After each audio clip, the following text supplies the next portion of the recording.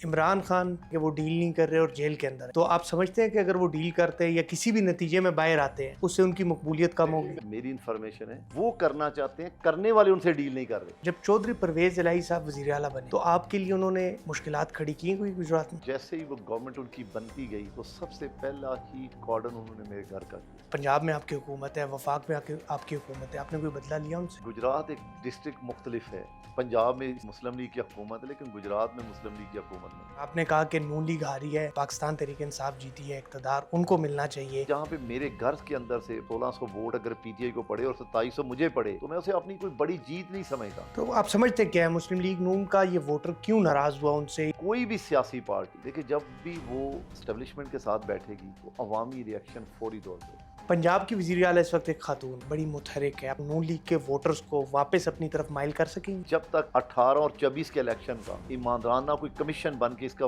Decision नहीं कर पाएगा, इन कामों को कभी भी आवाम के अंदर कैश नहीं करवा पाएंगे। क्या किसी भी ऐसे फर्द ने आपकी और चौधरी बरादरान के दरमियान कोई सुलह करवाने की कोशिश की है? चौधरी बरादरान से मेरी कोई दुश्मनी नहीं, हमारी एक सियासी सोच की मुखालफत है। मरीम नवाज की पंजाब में हुकूमत, मियां शहबाज शरीफ साहब की वफाक में हुकूमत, दोनों से आप मुतमईन हैं? हुकूमत करने के तरीक़ेकार से देखो तो मैं 100% मुतमिन हूँ। आपको या जो दीगर सियासतदान है उनको सिक्योरिटी दी हुई? जब मैं एमएनए नहीं था तब से भी दुश्मनी से लेके अब तक मुझे सरकारी सिक्योरिटी है मेरे पास। इमरान खान जिस तरह इस वक्त जेल काट रहे हैं, आप उससे कोई मुतासर हुए? मैं किसी भी सियासी रहनुमा की गिरफ्तारी के सख्त खिलाफ हूं। पीपल्स पार्टी नाराज हुई है, पीपल्स पार्टी ने कहा एक ऑर्डिनेंस जो है सदर साहब को पता ही नहीं है मंजूर हो गया। ऑर्डिनेंस इमरान खान के दौर में भी इसी तरह भरमार थी, आज भी इसी तरह भरमार है। मरीम नवाज का उलमा इकराम के लिए 25,000 के वजीफे को आप किस नज़र से देखते हैं? 100% उसकी मुखालफत करता हूँ, ये नहीं होना चाहिए था। अस्सलाम वालेकुम, मिजाज डिजिटल के साथ मैं हूं आपका होस्ट, आपका दोस्त उस्मान खान। आज के मेहमान हमारी एक ऐसी शख्सियत है जिनका ताल्लुक गुजरात से है, जहां सियासत को खिदमत समझा जाता है और वहां पर पाकिस्तान के बड़े सियासी घराने के लोग भी वहां पर रहते हैं। चौधरी आबिद रज़ा कोटला साहब, सर आपका बहुत शुक्रिया, आपने कीमती वक्त दिया हमें। सर, आपका ताल्लुक गुजरात से है और गुजरात में सियासत आप किस नज़र से देखते हैं? और वहाँ पर सियासत, चूँकि वहाँ पर चौधरी बिरादरान का भी ताल्लुक है, तो वहाँ पर आपके लिए सियासत करना आसान है या मुश्किल? उस्मान खान सियासत का जहाँ तक तल्लक है ना जी, वो अगर आप अवामी सियासत करते हैं तो वो तो हर जगह पे ही मुश्किल है। मैंने अपने पहले भी कई इंटरव्यूज़ में कहा कि गुजरात की सियासत जो है वो बाकी तमाम डिस्ट्रिक्ट से बड़ी मुश्किल सियासत है। आप इसे खुशकिस्मती कहें या बदकिस्मती कहें, ये हमेशा ही मखसूस लोगों का एक हल्का हिबाब रहा है, जहाँ पे चौधरी बिरादरान ने एक अरसा दराज आप समझते कि एक ही लाइन पे सियासत की और आज भी उसी लाइन की नज़र ही गुजरात की अवामी सियासत जो है वो कुर्बान हुई। तो ये एक मुश्किल डिस्ट्रिक्ट है आम डिस्ट्रिक्ट से। लेकिन मैं ये जो समझता हूँ जी कि जो अवामी सियासत का सफ़र जारी व सारी रखते हैं तो उनके लिए मुश्किलात कोई मानी नहीं रखती। उनके लिए उनकी सोच, उनका नज़रिया जो है वो बड़ी अहमियत का हामिल होता है। तो इस हवाले से मैं कोई इतना मुश्किल भी नहीं समझता, अपनी एक ख़ास रफ्तार, स्पीड से अपना काम करना हो। सर, इंतखाबात से कबल चौधरी बिरादरान से आपके इख्तलाफात सामने आए और आपके भाइयों के दरमियान भी बाज़ औक़ात इख्तलाफात देखने को मिलते हैं, मगर जब चौधरी बिरादरान की बारी आई, तो आप सब लोग मुत्तहिद हो गए थे। देखिए, उसमें एक कंडीशन थी किसी भी ताकत की जाहरियत की। उन्होंने अपने वज़ीर आलाशिप की जो एक ताकत आज़माई करने की कोशिश की, तो वो हमारा आपस का अलायंस नहीं हुआ था, वो मजमूई तौर पे कोटला का एक अलायंस था। वो कोटला की जो आवाम थी वो बेसिकल सड़कों में निकली। तो हम क्योंकि अपनी आवाम को लीड करते हैं, हमारे साथ बेपनाह लोगों की माज़ी में कुर्बानियाँ हैं, वफ़ा है, तो ये उसी की एक झलक थी। तो ये एक लोगों का एक रिएक्शन था कि आप हमारे बनाए हुए हॉस्पिटलों पे देखिए ना, मैंने कोटला के हॉस्पिटलों को, कॉलेजेस को अपने वालिद का नाम नहीं दिया, अपने दादा का नाम नहीं दिया। तो वो एक बंदा बाहर से आके हमारे बनाए हुए हॉस्पिटलों पे अपने दादा की तख्ती लगाने की कोशिश करे, तो ये हमारी वहाँ की एक कौमी गैरत हमीयत कबूल नहीं करती। سر آپ نے کہا کہ وہ ایک الائنس تھا جب چودھری پرویز الہی صاحب وزیر اعلیٰ بنے تھے یا وہ پی ٹی آئی میں تھے اور پی ٹی آئی صوبے میں اقتدار میں تھی تو آپ کے لیے انہوں نے مشکلات کھڑی کی کوئی گجرات میں؟ دیکھیں سب سے پہلے جیسے ہی وہ گورنمنٹ ان کی بنتی گئی تو سب سے پہلا ہی کارڈن انہوں نے میرے گھر کا کیا. کوئی میرے خیال ہے 40 سے زائد گاڑیاں. میں کراچی گیا تھا کام کے سلسلے میں اور ڈاکٹر طارق میں جب ایئرپورٹ پہ اترا تو مجھے پہلی خبر یہ ملی کہ میرے گھر کو، میرے سیاسی آفس کو کارڈن کیا ہوا ہے پولیس نے. اور ایک باری نفری اور ڈی پی او صاحب پریس کانفرنس کرنے لگے ہیں کہ ہم عابد رضا کے گھر کو پولیس کا سب آفس بنانے ڈکلیئر کرنے جا رہے ہیں. پھر میں نے ایک ریئیکشن کیا، پھر اللہ تعالیٰ نے مدد کی کہ وہ ان کا وہ ایجنڈا تکمیل تک نہ پہنچا. پھر میں نے اس پہ ایک اپنی قانونی جو فائٹ ہے وہ کی. سر چودھری برادران اس وقت زیر اعتاب ہے، چودھری پرویز الہی صاحب، اور پنجاب میں آپ کی حکومت ہے، وفاق میں آپ کی حکومت ہے، آپ نے کوئی بدلہ لیا ان سے؟ دیکھیے میں نے کہا نا کہ گجرات ایک ڈسٹرکٹ مختلف ہے. پنجاب میں اس میں کوئی شک نہیں کہ مسلم لیگ کی حکومت ہے، لیکن گجرات میں مسلم لیگ کی حکومت نہیں. گجرات میں آپ کہہ لیں کہ اسی فیملی کا پارٹ ٹو اسی لائنس میں آیا جیسے 18 میں پرویز الہی صاحب اس لائنس میں آئے تھے.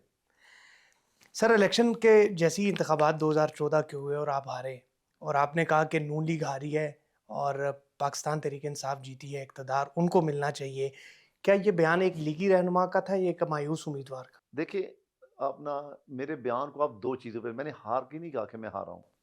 میں نہیں، اب نون لیگ کی بات میں نے کیا دیکھیں اوورال؟ نہیں میں اوور وہ بھی بتاتا ہوں. میں نے یہ کہا کہ میرا 100 زائد پولنگ اسٹیشنوں پہ الیکشن ہوا ہی نہیں. 100 سے زائد پولنگ اسٹیشنوں پہ الیکشن ہی نہیں ہوا. اور 15 سے میرے خیال 10 پولنگ اسٹیشن کا ایک نوٹیفکیشن کر دیا گیا الیکشن کمیشن کی طرف سے کہ یہ ان پولنگ پہ پریزائڈنگ ہمارے نہیں پہنچ سکے تو ہم بعد میں پولنگ کرائیں گے. جبکہ حقیقت یہ تھی کہ 100 سے زائد پولنگ اسٹیشنوں پہ الیکشن ہوا ہی نہیں. لیکن اس کی فارمیٹی انہوں نے کیا کی کہ آدھا گھنٹہ، 1 گھنٹہ، 1.5 گھنٹہ پہلے کھول کے انہیں کسی بھی ان کلاس 4 کے ملازم کے ذریعے کھولا اور پھر اسے بند کر دیا. اور یہ تاثر دیا کہ میرا جو بیان تھا نا کوٹلہ کے حوالے سے، وہ صرف کوٹلہ کے حوالے سے، حلقے کے حوالے سے نہیں تھا.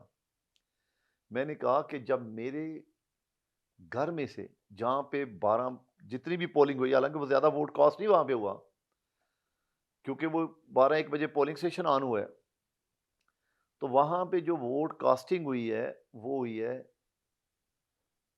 کوئی 3,000 یا 3,500 کے 4,000 کے قریب. میرا خیال ہے 4,000 کے قریب سے بھی کم. اس میں میں نے ووٹ لیا ہے 2700 اور پی ٹی آئی کے کینڈیڈیٹ نے ووٹ لیا ہے 1600 کچھ یا 1700 کے قریب. تو میرا یہ بیان تھا کہ وہ پولنگ اسٹیشن جہاں پہ کبھی میرے خلاف 200 ووٹ نہیں پڑتا، وہاں پہ 1600 ووٹ پڑا ہے. تو میں اس بات کو ایڈمٹ کرتا ہوں کہ یہ ووٹ ایک تبدیلی تھی.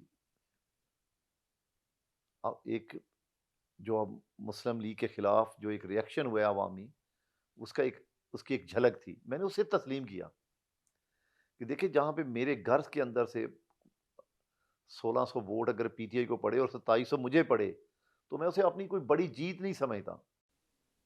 تو آپ سمجھتے کیا ہے مسلم لیگ نون کا یہ ووٹر کیوں ناراض ہوا ان سے یا پی ٹی آئی کی طرف کیوں گیا؟ میرا خیال ہے کہ یہ سوال تو اب اتنا رگڑ دیا گیا ہوا ہے کہ اب اسے پوچھنے کا ٹائم ہے. اب تو 2 سال سے زائد ہو گئے ہیں. یہ سارے بچے کو پتا ہے کہ ہمارا ووٹ بینک کیوں ٹوٹا. آپ یہ دیکھیں یہ 22 تک یہ ووٹ ہمارے ساتھ کھڑا تھا. کوئی بھی سیاسی پارٹی دیکھیں جب بھی وہ اسٹیبلشمنٹ کے ساتھ بیٹھے گی تو عوامی ریئیکشن فوری طور پہ ہوتا ہے. یہ ایک نیچر ہے پاکستان کے ووٹر کی. یہ آج نہیں پہلے دن نہیں ہے. آپ 97 کا الیکشن اٹھائیں، جب میاں نواز شریف صاحب کو غلام ساکھ نے نکالا تو انہوں نے ایک جملہ یہی کہا تھا نا کہ میں ڈکٹیشن ہی لوں گا. تو 2/3 اکثریت سے زیادہ ووٹ پڑا پی ایم ایل این کو. سر آپ نے اسٹیبلشمنٹ کی بات کی، اس سے قبل میاں نواز شریف نے اسٹیبلشمنٹ کے ساتھ بیٹھنے سے انکار کیا تھا. اس کے ریئیکشن میں تو تحریک انصاف کی حکومت آئی تھی، نون لیگ کی تو پھر بھی نہیں. ہاں دیکھیں اب میں یہ کہہ رہا ہوں 18 اگر آج کے الیکشن پہ آپ اعتراض اٹھاتے ہیں یا لوگ، میں یہ کہتا ہوں کہ ہماری بدقسمتی ہے مناصل قوم کہ ہماری میموری بہت چھوٹی ہے. ہم باتوں کو بہت جلدی بھول جاتے ہیں. کیا 18 کا الیکشن ہائی جیک نہیں ہوا؟ وہ آر ٹی ایس بند کر کے مسلم لیگ نون کو زبردستی ہروا کے عمران خان کو جتوایا گیا. تو پی ٹی آئی یہی کلیم کرتی ہے کہ بھی پی ٹی آئی کو ہروا کر نون لیگ کو تو میں جتوایا نے گیا. کہا نا کہ میں تو یہ ہمیشہ ایک موقف ہے کہ پاکستان کے مسئلے کا حل 17 کا وہ فیصلہ ہے ثاقب نثار کا. جب تک اس فیصلے پہ کمیشن نہیں بنے گا، اس فیصلے کا پہ آپ اس کے ذمہ دار کو کٹارے تک نہیں لے کے آئیں گے، پاکستان کے مسئلے کا آئندہ بھی کوئی حل نہیں ہے. پنجاب کی وزیر اعلیٰ اس وقت ایک خاتون ہے، بڑی متحرک ہے. آپ کو لگتا ہے کہ وہ نوجوان نسل کو اور نون لیگ کے ووٹرز کو واپس اپنی طرف مائل کر سکیں گی؟ دیکھیے بھائی، اگر میں آج کے کام دیکھوں ویسٹ مینجمنٹ کی صورت میں، 78 سالوں میں یہ کسی گورنمنٹ نے عام آدمی تک یہ سہولت پہنچانے کی کوشش نہیں کی. پہلی دفعہ شاید دنیا میں اتنی تیزی سے دیہاتوں تک ویسٹ مینجمنٹ کا لے کے جانا، اس کی کہیں مثال نہیں آپ کو ملتی، شاید ہندوستان میں بھی نہیں ملتی. سی سی ڈی کی صورت میں کرائم کو کنٹرول کرنا، اسلحے کی جو بڑھتی ہوئی نمائش، پنجاب میں جو کرائم کی ریشو تھی اسے بالکل نیچے لے کے آنا، 6 مئی کی جنگ. یہ میں آپ کو بتاؤں کہ یہ 28 مئی اور موٹر وے سے بڑے پروجیکٹ ہیں، لیکن یہ کنفرم ہے کہ جب تک 18 اور 24 کے الیکشن کا ایماندارانہ کوئی کمیشن بن کے اس کا ڈسیزن نہیں کر پائے گا، آپ ان کاموں کو کبھی بھی عوام کے اندر کیش نہیں کروا پائیں گے. 18 کا تو خیر وقت گزر گیا اور 24 حکومت چل رہی ہے. اگر نہیں ابھی کمیشن بنے گا تو اس کا تو رزلٹ دیکھیے مسئلہ تبدیل یہ ہوگا. ہوتا ہے کہ آپ پہلے کو چھوڑ کے دوسرے کو سزا نہیں دے سکتے. اگر 24 میں ہوا ہے تو 18 میں بھی یہی ہوا ہے. آپ 18 اور 24 دونوں کو، اگر آپ پاکستان میں واقعی عوامی جمہوریت لانا چاہتے ہیں تو آپ 18 اور 24 دونوں کا فیصلہ کرنا پڑے گا. سی سی ڈی پہ بعد میں بات کریں گے، پہلے حلقے پہ تھوڑی بات کریں. حالیہ انتخابات میں بھی آپ ایک سیاسی جماعت سے الیکشن لڑے، آپ کے بھائی دوسری سیاسی جماعتوں سے الیکشن لڑے. اس سے جو نون لیگ کا ووٹر ہے وہ متاثر نہیں ہوا؟ دیکھیے پہلی تو چیز یہ کہ میں نے کہا کہ سیاست کے اندر یا تحریکوں کے اندر کبھی بھی کوئی خاندان ایک تحریک کے اندر نہیں رہتا. یہ سیاسی جمہوری حق ہے. وہ ہمارا اختلاف 2008 سے پہلے کا ہے. وہ انہوں نے پرویز الہی کے ساتھ چلے گئے. دیکھیں تھے وہ چودھری خاندان کے ساتھ، چودھری خاندان 2 حصوں میں تقسیم ہوا. ایک بھائی نے کاف لیگ سے ٹکٹ لے لی، دوسرے نے پی ٹی آئی سے لے لی. معاملہ تو ہم 3 بھائیوں نے پی ایم ایل این سے ٹکٹ لی. نہیں تو اس سے آپ لوگوں کا جو ووٹ تھا، ووٹر تھا نون لیگ کا، چونکہ سب نام آپ کا ہی ہے، سیاست میں آپ رہے ہیں، آپ اس سے قبل 2 بار انتخابات بھی جیتے ہیں، تو وہ آپ کا ووٹ متاثر نہیں ہوا؟ میں نے کہا نا کہ سمجھدار لوگوں نے اسی وجہ سے یہ ٹکٹیں اس طرح ایک خاندان میں دلوائیں کہ وہ آپ کے ووٹ بینک کو اس طرح کمزور کرنا چاہتے کہ لبیک کا کینڈیڈیٹ بھی کوٹلہ سے لیا گیا، کاف لیگ کا کینڈیڈیٹ بھی کوٹلہ سے لیا گیا، پی ٹی آئی کا کینڈیڈیٹ بھی ہمارے خلاف کوٹلہ سے لیا گیا. پی ٹی آئی کا سرائے عالمگیر سے نہیں تھے؟ نہیں دیکھیں جو صوبائی کینڈیڈیٹ تھا وہ کوٹلہ سے لیا گیا، کاف لیگ کا بھی صوبائی کینڈیڈیٹ کوٹلہ سے لیا گیا، اور لبیک کا وفاق کا کینڈیڈیٹ تھا وہ بھی کوٹلہ سے لیا گیا. اچھا، آپ کے مذہبی پس منظر پر بھی اکثر تنقید ہوتی ہے، اس پر آپ کیا کہیں گے؟ دیکھیے میرا خیال ہے یہ بات اب بہت پرانی ہو گئی ہے، نئے دور میں تو کوئی تنقید نہیں ہوئی. دیکھیے یہ سوچ اور نظریہ ہمیشہ اپنا اپنا ہوتا ہے، ٹھیک ہے. اور پاکستان میں نے کہا نا کہ گمبھیر اس کے مسائل ہیں. یہ الزامات یہاں پہ پرائم منسٹر پہ ہائی جیکنگ کے لگ جاتے ہیں، ٹھیک ہے، اور کوئی وزیر اعظم آج تک ایسا نہیں جو الزامات کی زد سے نہیں گزرا. تو ہم تو بہت چھوٹے سیاسی کارکن ہیں. گجرات میں آپ سیاست کرتے ہیں، کیا کسی بھی ایسے فرد نے آپ کی اور چودھری برادران کے درمیان کوئی صلح کروانے کی کوشش کی ہے؟ دیکھیں ایک تو یہ میں واضح کر دوں کہ چودھری برادران سے میری کوئی دشمنی نہیں ہے، ہماری ایک سیاسی سوچ کی مخالفت ہے. نہیں، اس وقت تو جو گجرات سے جو منتخب قاف لیگ کے اراکین ہیں، چونکہ وہ وفاق میں آپ کے اتحادی ہیں، نون لیگ کے اتحادی ہے، تو جس طرح پورے پاکستان میں مختلف مقامات پر الائنس ہوتا ہے مختلف پارٹیوں کے درمیان، تو گجرات کی سطح پر اچھا کبھی میں نون ایک لیگ تو یا ایک تو واضح کر دوں، میں لکھ کے دیتا ہوں کہ شجاعت صاحب کی اولاد سے میرا کبھی کوئی اختلاف نہ ہوتا اگر وہ عوامی ووٹوں سے جیت کے آتے، بھائی جان وہ پورے گجرات کے ووٹوں پہ ڈاکہ ڈال کے آئے ہیں، وہ ایسے چور ایسے ووٹ سے بن کے آئے ہیں جس کا میں سیاست کی کتاب میں کبھی سوچ بھی نہیں سکتا کہ آپ 8,000 والے بندے 15,000 ووٹ لینے والے وفاقی وزیر بن جائیں، 8,000 والے صوبائی وزیر بن جائیں، اور 8,000 والے ان کے ٹوٹل لوگ سب جتنے ایم پیز ہیں ان کے آپ سب کا ریکارڈ نکالیں، ان کو 8-10,000 سے کسی کو زیادہ ووٹ نہیں پڑے۔ ان کو چودھری برادران کو اس صورتحال میں کس نے جتوایا؟ گجرات میں ان کے لیے سہولت کاری کس نے کی؟ دیکھیے میرا خیال ہے یہ مجھ سے زیادہ آپ بہتر جانتے ہیں، آپ کو 10 سال سے زیادہ ہو گیا صحافت کی دنیا میں، تو یہ میں سمجھتا ہوں کہ یہ آپ مجھ سے زیادہ بہتر جانتے ہیں، تو میرا اختلاف اگر وہ عوامی ووٹوں سے جیت کے آتے تو میرے بھائی میں کبھی ان کی مخالفت نہ کرتا۔ یہ تو کوئی مستقبل میں کاف لیگ کے ساتھ گجرات میں الائنس کی کوئی صورت بن سکتی؟ میرا نہیں خیال، میری زندگی میں تو نہیں بن سکتی۔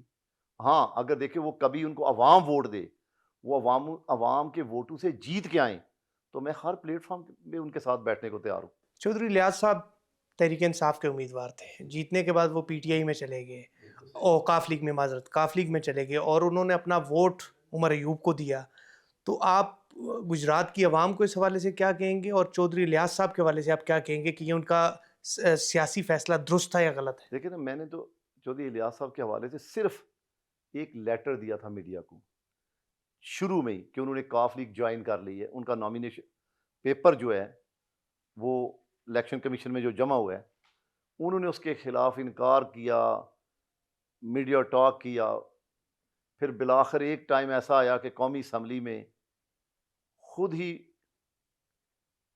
پی ٹی آئی نے ان کو ڈس آن کیا اور بتایا کہ یہ کاف لیگ کا ممبر ہے۔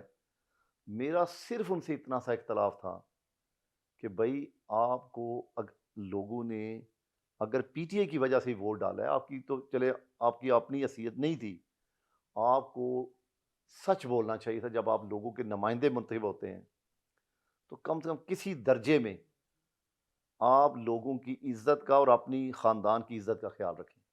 اچھا، کیا یہ کہنا غلط ہوگا کہ گجرات کی جو سیاست ہے وہ چودھری برادران ورسز چودھری کے درمیان الجھ کر رہ گئی ہے؟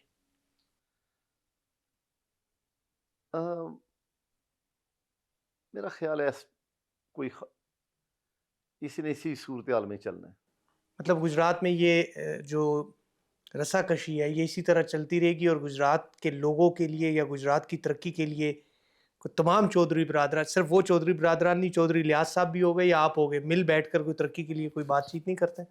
دیکھیں میں نے کہا نا کہ ترقی کے لیے دیکھیں بات کی جاتی ہے، میں ہر اس عوامی نمائندے کے ساتھ بیٹھتا ہوں، بیٹھنے کا خواہش مند ہوں، چاہے وہ پریس کلب کی صورت میں کوئی مدعو کرے، کوئی کسی شادی کی تقریب میں مدعو کرے، لیکن دیکھیں ایک بندہ اتنا بڑے فراڈ سے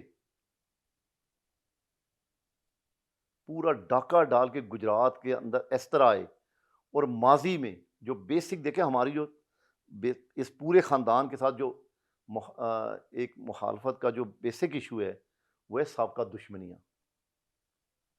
وہ ایک گہری تاریخ ہے جسے کم سے کم میرے لیے بلانا بہت مشکل ہے کیونکہ میں اس پورے پروسیس سے گزرا ہوں اور ایک ایک چیز میری آنکھوں کے سامنے ہے، ایک ایک گواہ کی میں نے خود باتیں سنی ہیں، میں آئینی شاہد ہوں اس پوری تاریخ کا، تو اب ان کے ساتھ میرا اس طرح مل بیٹھنا، ہاں اگر میں نے کہا پھر بھی یہ اگر عوام کے ووٹوں سے منتخب ہو کر آئیں اور اپنے ڈسٹرکٹ کے لیے پازیٹیو سوچیں تو میں تو ہر ایک کے ساتھ بیٹھنے کے لیے تیار ہوں۔ ماضی قریب میں اگر گجرات میں دوبارہ الیکشن ہوتے ہیں تو آپ کے مطابق کون جیتے گا وہاں سے؟ اس کے لیے کہنا قبل وقت ہوتا ہے کیونکہ ووٹر ایک آخری لمحے میں بھی اپنی ووٹر سوچ بدل لیتا ہے۔ مریم نواز کی پنجاب میں حکومت، میاں شہباز شریف صاحب کی وفاق میں حکومت، دونوں سے آپ مطمئن ہیں؟ دیکھیں میں اگر حکومت کرنے کے طریقہ کار سے دیکھوں تو میں 100% مطمئن ہوں کہ وہ اپنی استعداد سے بڑھ کے کام کر رہے ہیں، لیکن میں نے کہا کہ جو فالٹ ہوتے ہیں نا جی، وہ بعض دفعہ آپ کی محنت کو کیش نہیں ہونے دیتے۔ اچھا، آپ نے کچھ دیر قبل سی سی ڈی کی تعریف کی، تو اور آپ نے کہا کہ اس کے بغیر پنجاب میں ڈالا کلچر، اسلحہ کلچر ختم نہیں ہو سکتا تھا۔ کیا یہ تعریف اصولی بنیاد پر ہے یا پھر طاقتور اداروں کو خوش کرنے کے لیے؟ نہیں نہیں نہیں نہیں نہیں، پہلی بات تو دیکھیں، میری پوری زندگی کی تاریخ اٹھائی، میں نے کبھی طاقتور کو تو تسلیم ہی نہیں کیا۔ میں نے کبھی کسی طاقتور کی خوشامد کی نہیں کہ میں اس کو صحیح، غلط کو بھی صحیح کہوں۔ اسی کی تو آج تک میں سزا بھگت رہا ہوں، اپنے گھر سے لے کے یہاں تک۔ یعنی سی سی ڈی کے بغیر آپ جو پنجاب کی بگڑتی ہوئی مرض تھی کرائم کی، جو پیسے کی فراوانی سے جس طرح اسلحہ کلچر پروان چڑھ گیا تھا، جس طرح لاکھ لاکھ 2 لاکھ کے ذریعے شوٹروں سے بندے مروائے جا رہے تھے، سی سی ڈی کے علاوہ آپ کے پاس کوئی رستہ نہیں ہے۔ مگر سی سی ڈی کی کارکردگی پر تو انسانی حقوق کی تنظیمیں سوال اٹھا رہی ہے۔ میں نے کہا نا کہ اگر انسانی حقوق کی آپ بات کرتے ہیں تو مجھے بتائیں کہ ایک طاقتور ایک چھوٹے ممالک کے صدر کو اس کی بیوی کے ساتھ بیڈ روم سے اٹھا کے لے جائیں تو وہاں انسانی حقوق کی تنظیمیں اور جمہوریت کے علمدار نہیں بولے؟ یہ تو دیکھیں، یہ تو ہمارا ایک نجی، ایک ایسا مرض ہے جسے شاید ہم اتنی جلدی درست نہیں کر سکتے تھے کہ جب تک آپ ایک خاص یونٹ نہ بناتے۔ سی سی ڈی نے، میں کیونکہ عوامی سیاست کرتا ہوں، ہر کیس کو بڑے غور سے دیکھتا ہوں، میرے حلقے کے اندر کوئی بھی کرائم لے لیں 302 کا، تو میں اسے پوری اس کی انویسٹیگیشن کو دیکھتا ہوں کہ یہ کس بنیادوں پہ ہوئی ہے، پولیس نے صحیح کیا ہے، غلط کیا ہے۔ بعض دفعہ میں پولیس کے لیے لڑتا ہوں لوگوں کے ساتھ کہ آپ غلط بیانی کریں، حقیقت اس کیس کی انویسٹیگیٹ جس نے کی ہے اس کا معیار یہ تھا۔ بعض میں پولیس بلنڈر بھی مارتی ہے۔ سی سی ڈی کے علاوہ میں نے کہا نا کہ آپ اس بگڑتے ہوئے مرض کو قابو نہیں کر سکتے۔ اچھا، یہ ایک تاثر ہے کہ جب بھی شریف خاندان کا کوئی وزیر اعلیٰ آتا ہے تو پنجاب میں پولیس مقابلے بڑھ جاتے ہیں۔ ہاں، اس کی دو دیکھیں، جب شہباز شریف صاحب کے دور میں شروع ہوا تھا، اس وقت کی آپ تاریخ اٹھائیں، دیہاتوں کے اندر، میں گجرات کی حد تک جو جانتا ہوں، شیخو پورہ، گجرانوالا، جہاں تک میری اس پہنچ تھی، یہاں پہ دیہاتوں میں رات کو چلنا ممال تھا۔ اس دور میں بھی شتیاریوں کے گروپ رہتے تھے، 10 10 15 15 کے گروپ چلتے تھے۔ تو شہباز شریف نے ایلیٹ فورس متعارف کرائی اور انکاؤنٹر پالیسی لے کے آئے۔ اس کے بعد وہ سارا شرادہ ایک دفعہ بکھر گیا ان کا، وہ کرائم کا جو ریشو تھی وہ نیچے گئی۔ اس کے بعد یہ دیکھیں کہ ایلیٹ فورس کو جس پرپز کے لیے آپ نے بنایا، اس کو آپ نے بدل کے آپ نے سیکیورٹی پروٹوکول پہ لگا دیا۔ اب ہر جج کو، ہر وزیر کو، ہر صاحب اقتدار کو آپ ایلیٹ فورس کی گاڑی دے دیتے ہیں پروٹوکول کے لیے۔ تو آپ نے جو ایلیٹ کا فورس بنانے کا کنسیپٹ تھا اس کو ہی ڈیمولش کر دیا۔ تو آپ کو اس کے مقابلے میں یہ سی سی ڈی دوبارہ بنانی پڑی جب یہ مرض پھر بگڑ گیا۔ اگر کل سی سی ڈی کسی نون لیگ کے سینئر رہنما کے خلاف کوئی کارروائی عمل میں لاتی ہے تو آپ اسی طرح اپنی بات پر سٹینڈ کریں تیفی گے؟ بٹ نون لیگ کا نہیں تھا؟ تیفی بٹ کے حوالے سے تو یہ بھی کہا کیا تیفی جاتا ہے۔ بٹ نون لیگ کا نہیں تھا؟ وہ تو بڑا سینئر، شروع سے پدیشی طور پہ وہ فیملی مسلم لیگ کی ہے۔ بالکل۔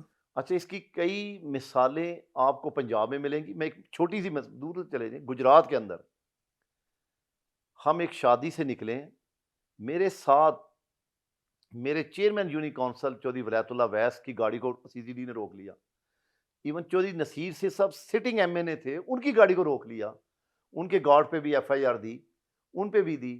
تو مجھے ہم نے تو اعتراض نہیں اٹھایا، ہم نے اسے برداشت کیا۔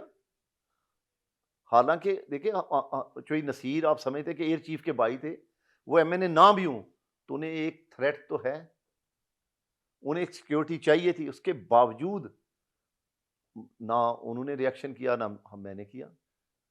جو میرا چیئرمین یونی کونسل تھا چودھری ولایت اللہ ویس صاحب، ان کی اور ہماری سابقہ 50 سال دشمنی چلتی رہی۔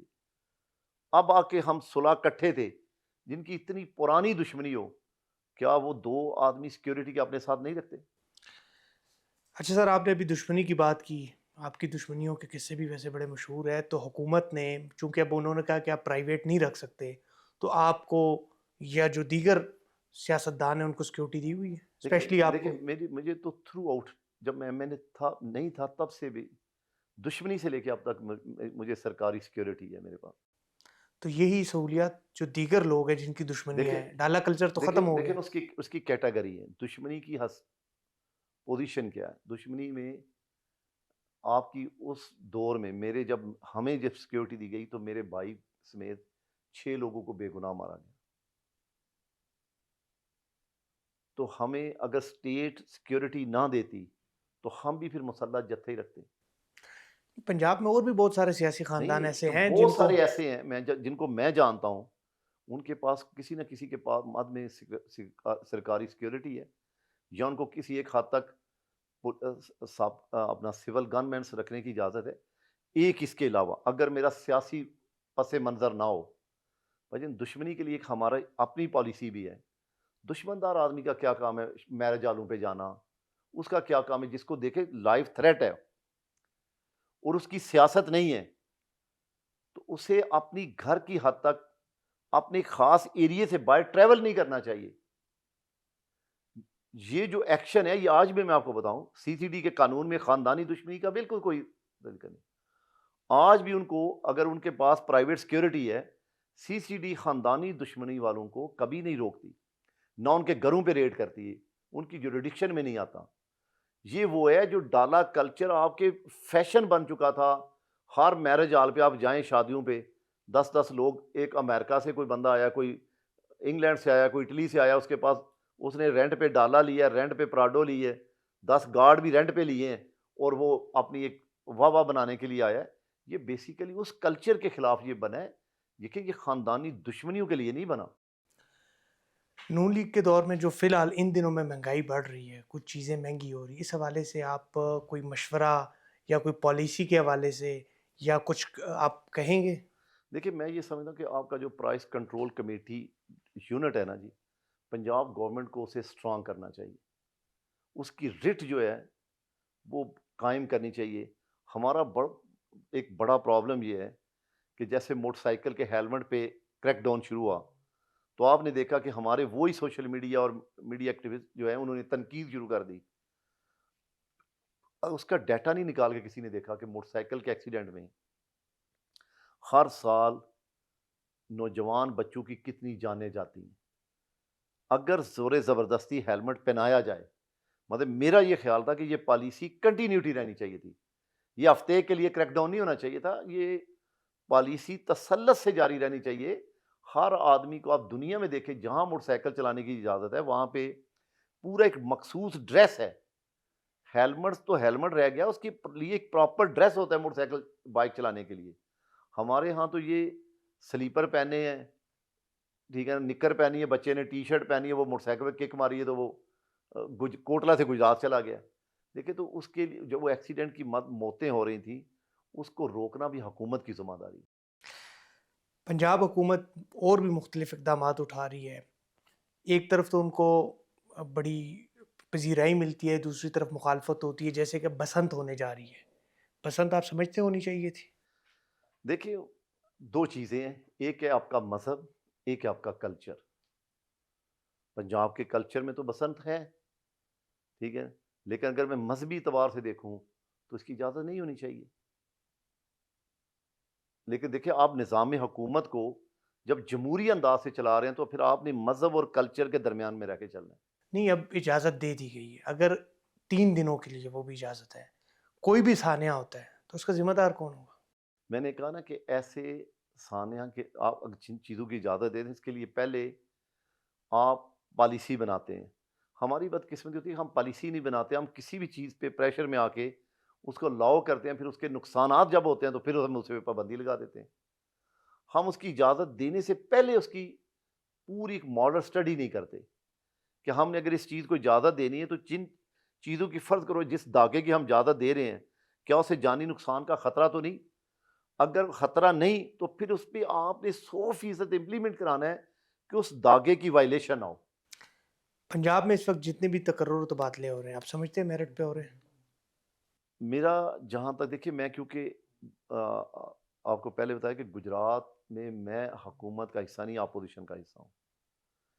میری جہاں تک انفارمیشن ہے کہ تمام ٹرانسفر پوسٹنگ میرٹ پہ ہو رہی ہے، کسی سفارش کی بنیاد پہ نہیں ہو رہی. لیکن اگر دیکھیں، اگر بیوروکریسی کے اندر بھی کوئی بیوروکریٹ سفارش کرا کے کسی کو لگوا لے، وہ ایک الگ چیز ہے. لیکن جہاں تک میری انفارمیشن ہے، سیاسی انوالومنٹ نہ ہونے کے برابر ہے.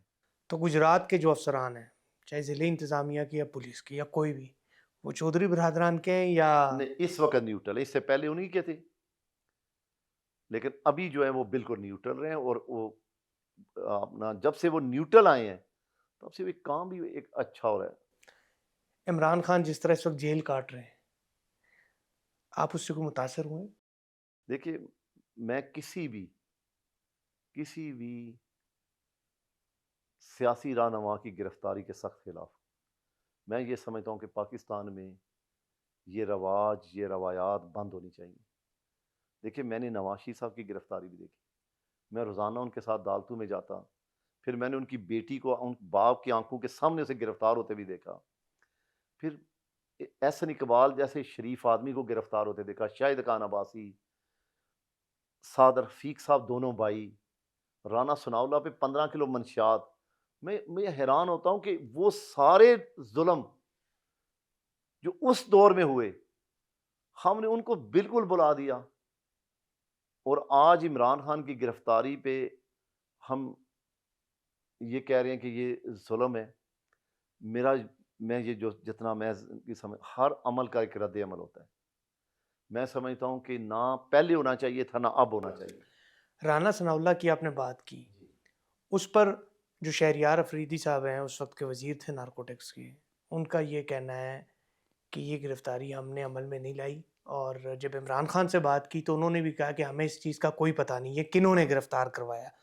تو تب اگر یہ گرفتاریاں پی جب ٹی آئی، شہباز شریف صاحب اپوزیشن میں ہوں گے، عطا تارڑ بھی اپوزیشن میں ہوں گے، تو وہ بھی اسی طرح کے قسم، وہ بھی اسی طرح کہیں گے کہ ہمیں اس گرفتاری سے ہم لا علم تھے. نہیں تو ابھی کیوں نہیں قبول کرتے؟ دیکھیں، میں یہ کہتا ہوں کہ انہوں نے بھی حکومت میں یہ انکار نہیں کیا. جب اپوزیشن میں آئے ہیں تو یہ انکار کیا کہ یہ گرفتاریاں ہم نہیں کروائیں. یہاں تو عمران خان صاحب وزیر اعظم کے طور پہ پریس ٹاک آ کے کرتے تو میں مانتا. وہ کہتے جی یہ رانا ثناء اللہ کی گرفتاری سراً غلط ہے، یہ منشیات کی ایف آئی آر ہماری حکومت کے بغیر نوٹس کی گئی ہے. تو میں سمجھتا کہ عمران خان صاحب نے بڑا میرٹ پہ بات کی. چلے یہ سب کچھ تو ہوا، مگر ابھی پیپلز پارٹی ناراض ہوئی ہے. پیپلز پارٹی نے کہا ایک آرڈیننس جو ہے صدر صاحب کو پتہ ہی نہیں ہے منظور ہو گیا، تو یہ بھی کہیں اور میں سے نے کہا منظور نا ہو. کہ دیکھیں، آرڈیننس عمران خان کے دور میں بھی اسی طرح بھرمار تھی، اور کیونکہ میں اس وقت اسمبلی کا ممبر تھا، آج بھی اسی طرح بھرمار ہے. یہ تو مطلب آپ سمجھتے ہیں کہ یہ اسمبلی جو ہے یہ اپنی مرضی سے نہیں چل رہی؟ دیکھیں بھائی، مسئلہ یہ کہ جمہوریت، پاکستان کی جمہوریت چھوٹا مسئلہ رہ گیا. میں نے کہا کہ پوری دنیا پہ اگر نظر اٹھائیں تو پوری دنیا سے جمہوریت کی بساط لپیٹی جا رہی ہے.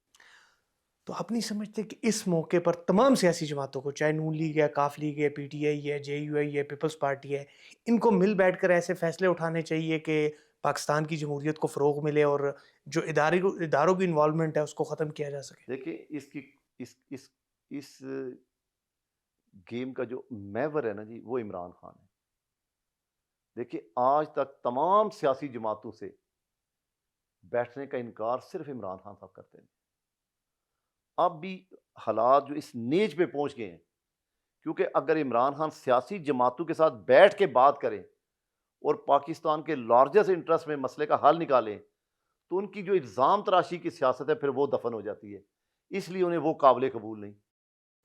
عمران خان اب جب تک ڈیل کہا جا رہا ہے، جو سننے کی بات ہے کہ وہ ڈیل نہیں کر رہے اور جیل کے اندر ہے، تو آپ سمجھتے ہیں کہ اگر وہ ڈیل کرتے ہیں یا کسی بھی نتیجے میں باہر آتے ہیں اس سے ان کی مقبولیت کم دیکھیے، ہوگی؟ میں چھوٹا کارکن ہوں، میرا جہاں تک میری انفارمیشن ہے وہ کرنا چاہتے ہیں، کرنے والے ان سے ڈیل نہیں کر رہے. ان کی بگاڑ اب اتنی بڑھ چکی ہے کہ شاید وہ کرنا چاہتے تھے، کرنے والے ان سے ڈیل نہیں کر رہے. میں نے کہا کہ لارجسٹ انٹرسٹ یہی ہے کہ عمران خان صاحب الزام تراشی کی سیاست کو دفن کر کے پاکستان کے وسیع تر مفاد میں سیاسی جماعت، جب تک میاں نواز شریف صاحب، عمران خان صاحب، پیپل پارٹی کے کابرین نے، مولانا فضل الرحمان صاحب نے، محمود اچکزئی صاحب لوگوں نے مل کے نہیں بیٹھنا، پاکستان کے مسئلے کا کوئی حل نہیں۔ آپ نے مولانا صاحب کا ذکر کیا، مولانا فضل الرحمان کا اختلاف اس حکومت سے جو اس وقت ہے، اور وہی اختلاف پی ٹی آئی سے بھی تھا کہ 18 کے الیکشن بھی فری اینڈ فیئر نہیں تھے اور 24 کے بھی نہیں ہے۔ وہ کہتے ہیں کہ وہ الیکشن بھی غلط تھے، یہ الیکشن بھی غلط تھے۔ تو آپ نہیں سمجھتے کہ نون لیگ میں بھی مولانا کی بات کو ادھراتا ہوں پھر، لیکن ہماری بات کو لوگ اہمیت نہیں دیتے وہ، کیونکہ مولانا بڑے لیڈر ہیں۔ میں بھی یہی کہتا ہوں کہ پاکستان کے مسئلے کا حل 17 سے ہے، جس فیصلے کے تحت اس وقت کے وزیر اعظم نواز شریف کو گھر بھیجا گیا۔ جب تک آپ نے اس فیصلے کے ذمہ داران کو گرفتار کر کے اس وقت کے لوگوں سے پریس ٹاک نہیں کروانی کہ یہ فیصلہ ہم سے غلط ہوا اور ہم سے کروایا گیا، تو پاکستان جہاں تک پہنچا ہے اور جہاں تک آگے جائے گا، دیکھیں خرابی 17 سے شروع ہوئی ہے۔ سر 17 والے ایک شخص کو تو سزا ہو گئی۔ نہیں دیکھیں، وہ تو بغض مافیا میں ہوئی نا، کسی ایک، دیکھیں اس میں ایک کردار وہ نہیں تھا، اس میں کئی کردار تھے۔ سر ایک کو تو ہوگی، اب اگر 18 والے میں سے چلو ایک کو ہوگی اور 24 میں سے جب کسی 18 کو بھی والا ہوتی، دور ختم ہوگا نا جی، یہ 24 والا، تو اس میں بھی کسی کردار کو ہو جائے گی۔ مسئلہ کہ ملک کی 28 کروڑ یا 26 کروڑ عوام کے مسئلے کا حل یہ نہیں، اس کے مسئلے کا حل یہ ہے کہ پاکستان کے اندر تمام سیاسی جماعتیں الزام تراشی، بہتان بازی چھوڑ کے ایک ایسا چارٹر آف ڈیموکریٹ دوبارہ سائن کریں جس کے تحت وہ فیصلہ کریں کہ ہم نے پاکستان کو چلانا کیسے۔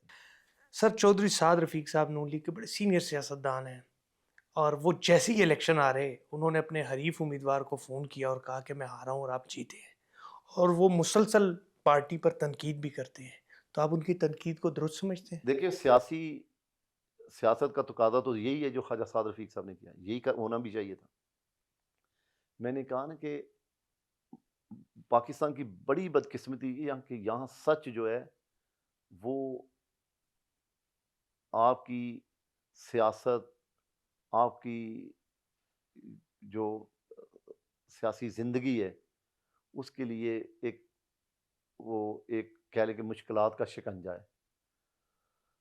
ہر سیاستدان سچ بولنا چاہتا ہے، لیکن حقیقت یہ ہے کہ سچ کے ساتھ کھڑا کوئی نہیں ہوتا، اور سچ بولنے کے لیے والے کے آگے اتنی رکاوٹیں ہوتی ہیں کہ جن رکاوٹوں کو شاید وہ اکیلا عبور نہیں کر سکتا۔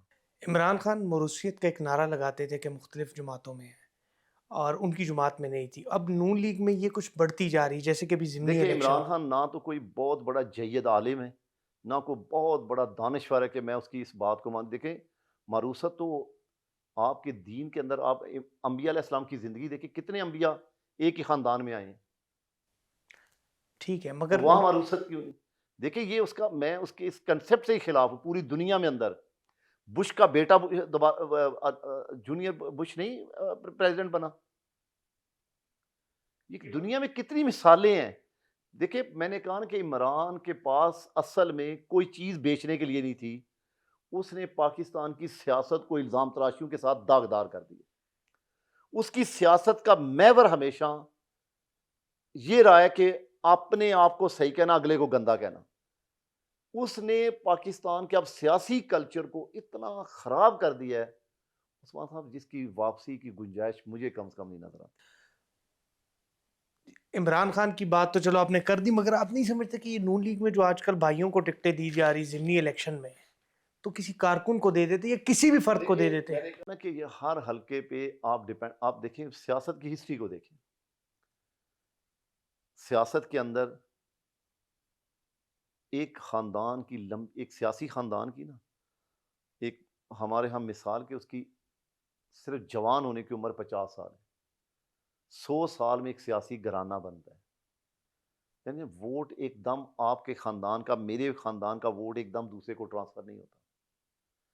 میں آپ کو مثال دیتا ہوں، 2002 میں میں نے اپنے گھر سے، ہم ڈسکوالیفائی بھائی ہوئے تو ہم نے پہلے میں عامر عثمان کو بنایا، دوسرے میں عرفان الدین کو بنایا، تو دونوں ہمارے نظریے کے ساتھ آگے نہیں کھڑے ہوئے۔ اب جیسے جب ہماری ڈسکوالیفیکیشن ختم ہو گئی تو کیا آپ سمجھتے کہ ہم ہر بار یہ نیا تجربہ کرتے؟ میں نے دیکھے ہر سیاسی کارکن کو آپ نے اس کی کارکردگی، اس کی مینٹلی اپروچ، اس کی سیاسی وفاداری کے مطابق ہی اکاموڈیٹ کرنا ہوتا ہے۔ पंजाब की एक मजहबी जमात के खिलाफ हाल ही में क्रैकडाउन हुआ, उसको आप दुरुस्त समझते हैं? मैं तो मजहबी लोगों के खिलाफ पाकिस्तान की हिस्ट्री में जितने भी क्रैकडाउन हुए, मैं सबको ही गलत समझता हूँ। हमने हमेशा मजहब के खिलाफ ताकत आजमाई की है, जो नहीं करनी चाहिए। हमेशा कोई भी निज़ाम हुकूमत उस वक्त तक कामयाब और कामरान नहीं हो सकता जब तक वो अपने मजहब को साथ लेके न चले। मरीम नवाज का उलमा इकराम के लिए 25,000 के वजीफे को आप किस नज़र से देखते हैं? मतलब मैं 100% उसकी मुखालफत करता हूँ, ये नहीं होना चाहिए था। आप दीनदारों को क्लास 4 के मुलाजम नहीं बना सकते। अगर आप खतीब को क्लास 4 का मुलाजम बनाएंगे तो याद रखिए कि वो हक गोई छोड़ देगा ना। जिस दिन वो हक गोई छोड़ देगा, फिर दुनिया आपको मिलिया मेट भी कर देगी। कुरान और हदीस को बयान करने वाले लोगों को उनकी आवाज़ को आज़ाद रहने देना चाहिए। अच्छा, आपका और मौलाना फजल रहमान के बहुत सारे बयानात बिल्कुल सेम है। जैसे ये वजीफ़े के मामले पर भी उनका यही मौक़िफ़ है कि आप जब 25,000 देंगे, तो वो आपका मुलाज़िम बन जाएगा और वो जो बात उसको करनी चाहिए मेंबर और महराब से, वो वो नहीं नहीं कर कर पाएगा। पाएगा। तो आप मतलब ये मौलाना साहब का बयान भी इस मामले पर देखिए, बिल्कुल ठीक है। मेरा तो चले, मैंने भी सारी ज़िंदगी किताबें ही पढ़ी हैं। मैं तो इसकी कतन भी इसकी गुंजाइश ही नहीं दी इनमें। तो इस हवाले से आपने कोई मरीम नवाज़ साहिबा या बड़े मियाँ साहब को कोई मशवरा नहीं दिया? भजन जब मशावरत शुरू होगी तो फिर मशवरा देंगे। मतलब मशवरा नहीं होता। तो आप समझते हैं कि मरीम नवाज़ और शहबाज शरीफ साहब के दरमियान कोऑर्डिनेशन सूबे और वफाक के हवाले से या आपस में रवाबित बेहतरीन है? देखिए, मैंने जो अब मेरा तजर्बा है, मियाँ नवाज शरीफ और शहबाज शरीफ साहब की फैमिली का जो कोऑर्डिनेशन या उनके अंदर हया का जो रिश्ता है, वो इतना मजबूत है जिसे आम आदमी समझ नहीं सकता। हमज़ा शहबाज साहब खामोश हैं। मैंने कहा ना कि हर फैमिली के फ़र्द का एक अपना अपना किरदार है। कभी वो खामोश थे, आजकल वो बहुत मुतहरक हैं। और आजकल आप देखें तो उनकी बहुत ज़्यादा मुलाकातें हैं। पुराने वर्करों के पास जा रहे हैं, मुलाकातें कर रहे हैं। तो आप समझते हैं कि उनको मुतरक होना चाहिए? देखिए, उनका किरदार तो रहना चाहिए। उन्होंने बड़ा सर्व किया है अपनी पार्टी को। ठीक है, वो ख़ानदान तो नहीं, मैं उन्हें पार्टी कहूँगा, उन्होंने पार्टी को बहुत सर्व किया है। अब सर थोड़ा-सा आखिरी सवालात की तरफ जाते हैं, आपकी ज़ाती ज़िंदगी पे थोड़ी-सी बात करते हैं। आपने बड़ी दुश्मनी, आप सज़ाए मौत तक के फ़ैसले हुए हैं। ज़िंदगी में कोई ऐसा मोड़ आया हो कि आपने कहा हो कि यार बस शायद अब मैं मज़ीद ना रहूँ? देखिए, ये तो एक बार नहीं, कई दफ़ा ऐसे मरहले आए हैं मेरी ज़िंदगी में। मैंने अपनी ज़िंदगी में बहुत सारी मुश्किलात देखी हैं, लेकिन अल्लाह ताला की ये कुदरत है कि अल्लाह का एक ख़ास करम है कि मैंने जब भी मुश्किलात में बढ़ी हैं, मैंने हिम्मत नहीं कभी हारी। मैं उसके लिए पहले से ज़्यादा पुरजोश होता हूँ। रूटीन में मैं नॉर्मल इंसान हो जाता हूँ, लेकिन जब कोई ताकत आज़माई मेरे साथ करने की कोशिश करता है, तो फिर मैं एकदम, मुझे ऐसे लगता है जैसे मैं 1000 की स्पीड से चार्ज हो गया हूँ। मैं कभी मुश्किलात से डरा ही नहीं कभी, क्योंकि मेरा यकीन और ईमान है कि ज़िंदगी में हर चीज़ अल्लाह की अता करता है। ये ज़िंदगी अल्लाह ने अता की, इसका साँस जब अल्लाह ने वापस लेना है तो एक लम्हा लगना है। कोई ताकत, कोई चीज़ आपको ख़त्म नहीं कर सकती जब तक अल्लाह ना चाहे। सर आप चूँकि आपकी दुश्मनियाँ रही हैं और पंजाब में बहुत सारी दुश्मनियाँ हैं, तो कभी आप लोग ये नहीं समझते कि ये दुश्मनियाँ या ये जो जितने भी इख्तलाफ़ात होते हैं, मुख्तलिफ़ उसकी वजूहात हो सकती है। तो ये जब तक मिल बैठे ना, जैसे कि लाहौर में एक दुश्मनी थी, आप ही की पार्टी के थे जो वागे वाली साइड पे थे, इसरार भट्ट साहब जिनका पीपल्स पार्टी से ताल्लुक़ था और जो सूबाई वज़ीर है, उनकी आपस में इख्तलाफ़ात थे एक और आप भी जानते हैं उस दुश्मनी को और वो मिल बैठ के और आज वो मिलकर उन्होंने ये 2024 का इलेक्शन देखिए, लड़ा। मुझे किसी का तो नहीं पता। देखिए, हमने भी आज अल्लाह का शुक्र है कि हम अ, और हमारी जहाँ दुश्मनी थी, आज हम बिल्कुल भाइयों की तरह रह रहे हैं। तो उसके बाद हमने अपने ज़िंदगी मसाइल ख़त्म किए। तो मज़ा आता है ज़िंदगी में जीने का फिर सुकून लेकिन से मैंने कि कहा ना कि ये बीमारी, ये मर्ज़ इतनी बिगड़ जाती है कि फिर इसमें सुकून वाली बात आपकी मौत तक ये नहीं रहती। आपने इसी तरह सारी ज़िंदगी चलना है। देखिए, मैं अपनी एक बात कहूँ, मैं 13 साल से ज़्यादा हो गया मुझे पार्लियामेंट के अंदर। 13 2013 में आया। आज तक मुझे नहीं पता कि मैं कभी عوامی پلیس پہ جا کے بیٹھ کے میں نے کبھی چائے کافی عام بندوں کی طرح پی ہو، کبھی میں نے فیملی کے ساتھ ٹریول نہیں کیا۔ آپ اگر زیادہ سے زیادہ کوئی مہمان آ جائیں تو آپ سرینا چلے جائیں یا میریٹ، جہاں آلریڈی ایک سیکیورٹی کا حصار ہے، یا پولو گراؤنڈ چلے جائیں، تو آپ ایک عام آدمی کی طرح آپ نہیں رہ سکتے۔ میں ایک چھوٹا سا ایک واقعہ سناتا ہوں کہ میں کراچی گیا، تو میں ایک دوست کے ساتھ نکل گیا ویسے گھومنے کے لیے، تو جب ایک سگنل پہ آئے تو میرے ساتھ سیکیورٹی نہیں تھی، تو گاڑیاں جب دونوں طرف گاڑیاں ہی گاڑیاں اور وہاں سگنل بہت جیم ہوتے ہیں، تو مجھے سمجھ نہیں آئی کہ میں کیا کروں۔ اب میرے پاس تو کوئی ڈیفینس کے لیے کوئی چیز بھی نہیں، تو میں فٹافٹ گاڑی سے اتر کے ایک سائڈ پہ جا کے کھڑا ہو گیا کہ جب تک ٹریفک چلے گی نہیں تو میں واپس اپنی گاڑی میں نہیں آؤں گا۔ مطلب وہ ایک آپ کے اندر جو خوف ہوتا ہے کہ یار کہ فرد کر کے آپ پہ حملہ ہو تو آپ کے پاس تو ڈیفینس کے لیے کچھ کوئی چیز نہیں ہے۔ تو میں نے اس کے بعد کبھی کراچی کا سفر نہیں کیا، جب کرتا ہوں تو پھر مجھے وہاں پہ سیکیورٹی آرمڈ گاڑی جب میں رینج کرتا ہوں تو پھر میں جاتا ہوں۔ اچھا، پنڈی اور اسلام آباد کی ایک شخصیت ہے، ان کے والد صاحب کا ایک بڑا نام تھا، اب ان کے صاحبزادے ہیں، وہ کہتے ہیں کہ مجھے دشمنیاں وراثت میں ملی ہیں، میں نے نہیں شروع کی، اور اب مجھے چونکہ میں وہ سب کچھ ختم کر رہا ہوں، ڈالا کلچر بھی ختم کر دیا، اسلحہ بھی ختم کر دیا، اب مجھے پولیس تنگ کر رہی ہے، جگہ جگہ ناکوں پر روکتی ہے۔ دیکھیے میں نے کہا نا کہ جب آپ اپنی طاقت کو ٹک ٹاک پہ بیان کریں گے، نشر و نما کریں گے، تو ادارے کبھی پھر آپ کو، یہ سیٹلڈ ملک ہے نا، یہ قبائلی علاقہ نہیں ہے، آپ کو کبھی بھی ادارے چلنے نہیں دیں گے۔ تو میرا نہیں خیال کہ جو لوگ اچھے انداز سے زندگی گزارتے ہیں انہیں ادارے تنگ کرتے ہوں۔ میں بھی ساری زندگی ہو گیا ٹریول کرتے، ہمارے ساتھ اور بھی دوست ہیں، کبھی کسی کی ایسی شکایت میں نے کبھی تو نہیں سنی میں نے۔ لیکن دیکھیں اگر آپ ولاگر بھی بن جائیں، یوٹیوبر بھی بن جائیں، اور پھر آپ 2,000 کی سیکیورٹی کا دعوے دار بھی کریں، تو یہ سیٹل ایریا نا، قبائلی علاقہ نہیں۔ سر آخری سوال، پنجاب کی مختلف دشمنیاں ہیں اور مختلف لوگوں سے ہماری بھی بات ہوئی، ان کی ویڈیوز مطلب انٹرویوز بھی ہے ریکارڈ پر، وہ کہتے ہیں کہ ہماری دشمنی جب صلح کی طرف جب بھی بڑھی ہے تو پولیس نے ہمیشہ رکاوٹ ڈالی، اور پولیس کی خواہش ہوتی ہے کہ یہ صلح نہ ہو۔ اس کو درست سمجھتے ہیں؟ نہیں، میرا دیکھیں اس سے مختلف تجربہ ہے۔ میں نے ہمیشہ دیکھا کہ پولیس کی اولین کوشش ہوتی ہے کہ کسی طریقے سے دشمنی کی ابتدا میں صلح ہو جائے۔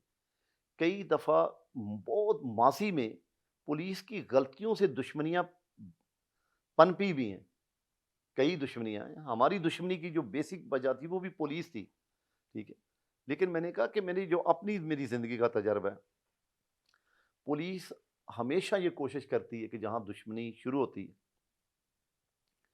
کہ وہ ایک کردار ادا کر کے یا علاقے کے لوگوں کو ڈال کے کوشش کریں کہ اس کو یہیں پہ ختم کروا لیں۔ بعض دفعہ دشمنیاں ہوتی اس طرح ہیں کہ جو پولیس کے کنٹرول سے باہر ہو جاتی ہے۔ دشمنی دیکھیں یہ اس کی بڑی عجیب سائیکی ہوتی ہے، یہ آپ کے اندر جب کوئی انتقام یا کوئی نفرت آ جاتی ہے تو پھر وہ کسی رکاوٹ کو نہیں دیکھتی۔ چلے سر، ہم بھی دعا کریں گے جتنی دشمنی ہے اللہ ان کو ختم کرے، اور پنجاب سمیت پورا ملک جو ہے وہ ایک امن کا گہوارہ بنے۔ سر آپ کا بہت شکریہ، اور ان کا ایک واضح موقف ہے کہ 2017 کے بعد 2018 اور 24 کے الیکشنز جو ہے، اور 2017 کا جو فیصلہ ہے، جب اس پر کوئی بھی کمیشن نہیں بنایا جائے گا تو پاکستان کے جو سیاسی حالات ہیں اور جمہوریت کے جو حالات چل رہے ہیں یہ تب تک بہتر نہیں ہوں گے۔ مجھے اجازت دیں، پھر ملاقات ہوگی۔ اللہ نگہبان۔